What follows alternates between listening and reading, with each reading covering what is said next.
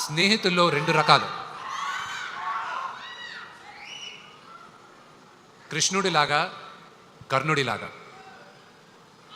కృష్ణుడు నీ పక్కనే ఉంటా, నీకు దారి చూపిస్తా, నీ వెంటే ఉంటాను అంటాడు. కర్ణుడు నువ్వు ఏమన్నా చెయ్యి, నీ అనుకుంటాను, నేను చూసుకుంటాలే ఏది జరిగినా అంటాడు.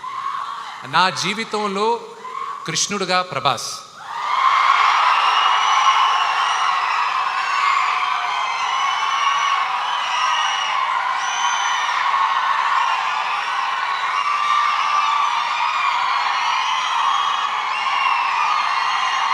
అతను ఈ సినిమా చేయాల్సిన అవసరం లేదు, కానీ తను కేవలం నాన్నగారి పైన ఉన్న ప్రేమ, అభిమానం, గౌరవంతో ఒప్పుకున్నాడు. అది నేను ఈ రోజుకి ఏడిపిస్తుంటా. వెళ్ళ నువ్వు నాన్నగారి కోసం చేసావు, నా కోసం చేయలేదు, అంతే కదా, బావ కోసమే కదా చేయాలి అంటూ ఉంటాడు.